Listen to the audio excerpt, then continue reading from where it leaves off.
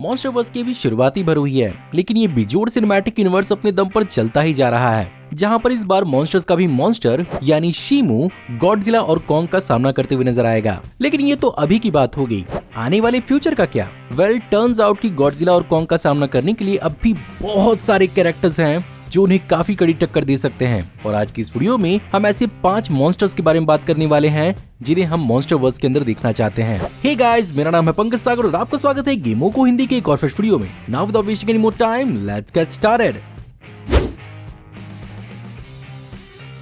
एंगुरियस Japan के Godzilla universe के अंदर एक बहुत ही आइकॉनिक मॉन्स्टर है, जिसने अपने पहली अपीयरेंस के अंदर ही, जो कि था 1955 का गॉडजिला रेड सेकेंड मूवी, उसमें इसने गॉडजिला को एक बहुत ही टफ फाइट दी थी। सबसे पहले अगर इसके डिजाइन की बात की जाए तो आई थिंक ये मॉडर्न मूवीज में एपिक लगेगा, क्योंकि बेसिकली किसी कछुए और डायनासोर का एक मिला जुला प्रोडक्शन लगता है। लेकिन जो इसे बहुत ही आइकॉनिक और डिफरेंट लुक देती है वो इसके पीठ शेल के ऊपर लगे हुए स्पाइक्स, जिनका इस्तेमाल ये काफी घातक तरीके से करता है। साथ ही साथ ये इसी बात का फायदा उठाते हुए बेन 10 के कैनन बोल्ट की तरह रोल भी कर सकता है। वहीं पर गॉडजिला के पॉइजन डार्ट को काउंटर करने के लिए इसके पास पॉइजन और सोनिक रोर है, जिससे गॉडजिला को काफी ज्यादा तकलीफ पहुंच सकती है। वहीं पर अगर इसके आउटिंग की बात की जाए तो जापानीज मीडिया के अंदर 1955 से लेकर साल 2023 तक ये 15 मूवीज और टीवी शोज के अंदर एक्चुअली दिख चुका है, और यही रीजन है कि इसकी इतनी बड़ी फैन फॉलोइंग जापान के अंदर है। और जैसा कि गॉडजिला फिलहाल अपने प्राइम पर है, मॉन्स्टरवर्स के अंदर इस कैरेक्टर को थोड़ा अपडेट करके अगर गॉडजिला के सामने रखा जाए, और मेरा मतलब है कि सिर्फ गॉडजिला मूवी के अंदर ही इसे एक राइवल दिखाया जाए, तो ये देखना काफी इंटरेस्टिंग होगा। हिदोरा बेसिकली एक बहुत ही वियर्ड सा दिखने वाला मॉन्स्टर है, जिसकी शुरुआत 1971 के गॉडजिला वर्सेस हिदोरा से हुई थी। इस मॉन्स्टर की सबसे खास बात यह है कि इसके वियर्ड लुक की सबसे बड़ी वजह है कि ये बेसिकली एक living sentient radio active pile of pollution है, और रेडियो एक्टिविटी के कारण ये बेसिकली गॉडजिला को काफी अच्छे से मैच कर सकता है। और ये एक बहुत ही लंबे समय तक जापानीज गॉडजिला यूनिवर्स के अंदर एक कॉज ऑफ डिस्ट्रक्शन रहा है, जहाँ पर इसकी शुरुआत इस यूनिवर्स के अंदर एक्स्ट्रा टेरेस्ट्रियल रही है, जहाँ पर ये as a life form 243 light years पार करके धरती तक पहुंचा था। और ये अपना साइज घटा बढ़ा सकता है अपने सामने आने वाली स्लज को एब्जॉर्ब करके। मॉन्स्टरवर्स के गॉडजिला 2 यानी गॉडजिला किंग ऑफ मॉन्स्टर्स के अंदर हमें बेसिकली एक एनवायरमेंटल टेररिज्म का भी एंगल देखने को मिला था, और रेडियो एक्टिविटी की वजह से इस मॉन्स्टर को जिस तरह से चाहे उस तरह से दिखाया जा सकता है, और इसे एज अ काफी अच्छा कंटेंडर मॉन्स्टरवर्स के अंदर प्रेजेंट किया जा सकता है। गाइगन, सुनने में कुछ बैगन। अभी मैंने जो आपको एंगुरस और हिदोरा के बारे में बताया, आप इसे इन दोनों का कॉम्बिनेशन मान सकते हो, क्योंकि ये अपने आप में काफी खतरनाक है। और 1972 की गॉडजिला वर्सेस गाइगन मूवी में पहले दिखने के बाद इस मॉन्स्टर का अपना एक अनबीटेबल फैंडम है, जिसके कारण साल 2023 तक ये अलग अलग मूवीज और टीवी शोज के अंदर फीचर हो चुका है। और इस चीज का यहाँ सबसे बड़ा रीजन है इस मॉन्स्टर की एबिलिटी, जहाँ पर सबसे पहले तो इसके पास गॉडजिला जैसे सारे के सारे एबिलिटीज तो है ही, साथ ही साथ इसके पास रेजर शार्प ब्लेड्स हैं। साथ ही साथ इसकी ड्रैगन जैसी अपीयरेंस सिर्फ दिखावे के लिए नहीं है, बल्कि अपनी आंखों से तबाही वाले लेजर लाइट्स भी छोड़ सकता है। साथ ही अपने मुंह से आग निकाल सकता है और जरूरत पड़ने पर टेलीपोर्ट कर सकता है। डेफिनेटली ये सिर्फ गॉडजिला नहीं, बल्कि गॉडजिला और कॉन्ग दोनों का काफी अच्छा खासा टेस्ट ले सकता है।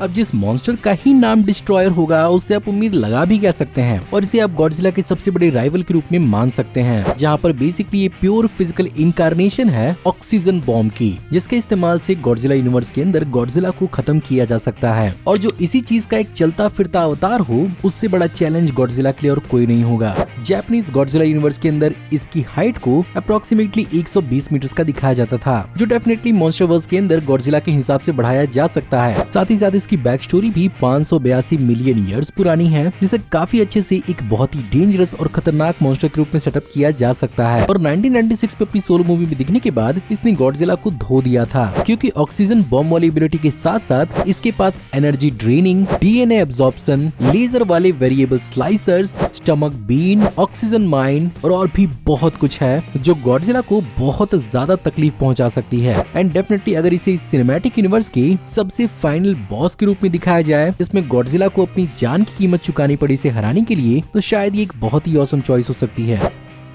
वीडियो में आगे बढ़ने से पहले मैं आपसे एक बात करना चाहता हूँ। ब्लेंडर एक बहुत ही पावरफुल 3D सॉफ्टवेयर है जिसकी मदद से आप 3D मॉडलिंग, 3D एनिमेशन और 3D एसेट्स तक डिजाइन कर सकते हैं, जिसका इस्तेमाल आप वीडियो गेम या विजुअल इफेक्ट्स में भी कर सकते हैं।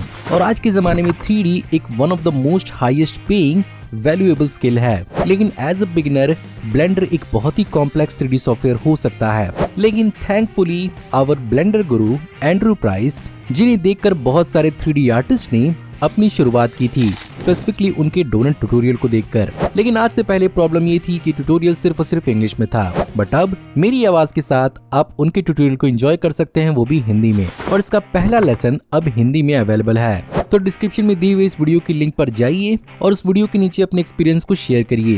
रिस्पॉन्स अगर अच्छा रहा तो हम इसके बाकी पार्ट्स को भी जल्द ही रिलीज करेंगे।